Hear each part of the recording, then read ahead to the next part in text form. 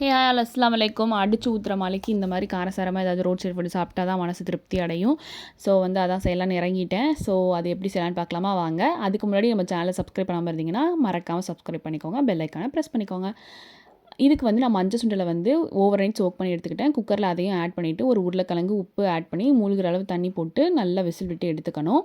இப்போ இங்கே காமிக்கிற இன்க்ரீடியன்ஸ் எல்லாத்தையும் நான் கமெண்ட்டில் மென்ட் பண்ணுறேன், பயப்படாதீங்க. ஸோ வெங்காயம் ஒரு வெங்காயம், பச்சை மிளகாய் ஒரு 1.5, அப்புறம் கொத்தமல்லி புதினாவும் எடுக்கணும், கொத்தமல்லியும் எடுக்கணும். அதுக்கப்புறம் மராத்தி முக்கு 2 பீஸு, அன்னாசி பூ இருக்கும் இல்லையா, அதில் ஒரே ஒரு காம்பு, அதுக்கப்புறம் இஞ்சி பூண்டு, தக்காளி, இதெல்லாம் போட்டு நல்லா ஃபைன் பேஸ்ட்டாக அரைச்சிட்டு வானல் கடாய் சூடானதுக்கப்புறம் எண்ணெய் ஊற்றிட்டு இதையும் போட்டு ஆட் பண்ணி நல்லா பச்சை வாடை போகிற வரைக்கும் வேக விடுங்க. இப்போ நம்ம பட்டாணி ரெடி.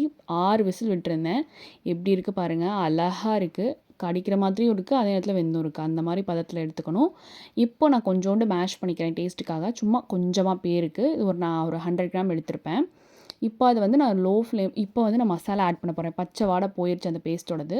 மசாலா பார்த்திங்கன்னா மிளகாத்தூள் 1 டேபிள் ஸ்பூன், மல்லித்தூள் 1 டேபிள் ஸ்பூன், சிக்கன் மசாலா ஒரு 1/2 டேபிள் ஸ்பூன், கரம் மசாலா ஒரு 1/2 டேபிள் ஸ்பூன் போட்டு நல்லா மிக்ஸ் பண்ணிவிட்டு உப்பையும் சேர்த்துட்டு நல்லா இதை குக்காக விடுங்க. ஒரு 5 நிமிஷம் லோ ஃப்ளேமில் வச்சு மூடி குக்காக விட்டுருங்க. மசாலா வாடையெல்லாம் போயிடும். போனதுக்கப்புறம் நம்ம வேக வச்சுருக்க பட்டாணியை அதில் ஆட் பண்ணிக்கலாம். ஆட் பண்ணிட்டு நல்லா மிக்ஸ் கொடுத்துக்கோங்க. இப்போ பட்டாணி வேக வச்ச தண்ணியை ஊற்றிடாதீங்க, அதையும் வச்சுக்கோங்க. ஸோ அதை அதில் ஆட் பண்ணி தான் நம்ம சமைக்க போகிறோம், வேஸ்ட் பண்ண வேண்டாம். இப்போ இந்த சைடு கார்ன்ஃப்ளவரு கடல மாவு இந்த கிரேவியை நல்லா திக் பண்ணுறதுக்காக லம்ஸே இல்லாமல் கட்டி இல்லாமல் கரைச்சி இந்த மாதிரி எடுத்துகிட்டு இதுவும் ஒரு கொதி வந்தோடனே இதில் ஊற்றிட்டு மிக்ஸ் பண்ணி விட்டுக்கோங்க. இப்போ பொட்டேட்டோ மேஷ் பண்ணி வச்சுருக்கோம் இல்லையா, அதையும் இதில் ஆட் பண்ணிவிட்டு அதுக்கும் ஒரு நல்ல கிண்டு கொடுத்துட்டு லோ ஃப்ளேமில் 10 நிமிஷம் வச்சு குக் பண்ண விடுங்க. கொஞ்சம் கொஞ்சம் அப்பப்போ எடுத்து கிண்டுங்க, ரொம்ப கிண்ட வேண்டாம், லைட்டாக கிண்டினா போதும். அதுக்கப்புறம் புதினா கொத்தமல்லியை தூவி இறக்குனீங்கன்னா சுட சுட கொஞ்சம் கொதிக்க விட்டுருங்க. புதினா கொத்தமல்லி போட்டுட்டு அப்போ தான் டேஸ்ட் இறங்கும்.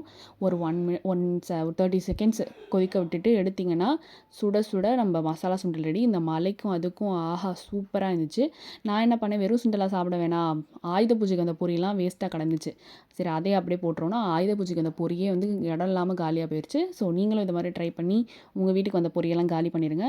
ஸோ இப்போ கார்னிஷுக்கு பார்த்தீங்கன்னா சுண்டலை ஒரு 2 கரண்டி ஊற்றிட்டு அப்படியே நம்ம ஃப்ரை பண்ண நம்ம பொரியை போட்டு கேரட்டை தூவி கொஞ்சமாக அந்த கொத்தமல்லி, கொஞ்சமாக ஆனியன், புதினா எல்லாத்தையும் போட்டு மிக்ஸ் பண்ணி ஒரு வாய் எடுத்து வச்சேன் பாருங்கள், மைண்ட் ப்ளோவிங்காக இருந்துச்சு, சூப்பராக இருந்துச்சுங்க. நீங்களும் கண்டிப்பாக ட்ரை பண்ணி பார்த்துட்டு கமெண்ட்ஸில் எப்படி இருக்குன்னு சொல்லுங்கள். இந்த மாதிரி ஈஸியான ரெசிபிஸ்க்கு ஹசீனாஸ் ஃபிட் ஃபுட் ஸ்டோரியை சப்ஸ்கிரைப் பண்ணிக்கோங்க. மறக்காமல் உங்களுக்கு யார் செஞ்சு தருவாங்களோ அவங்களுக்கு ஷேர் பண்ணிடுங்க. Bye by.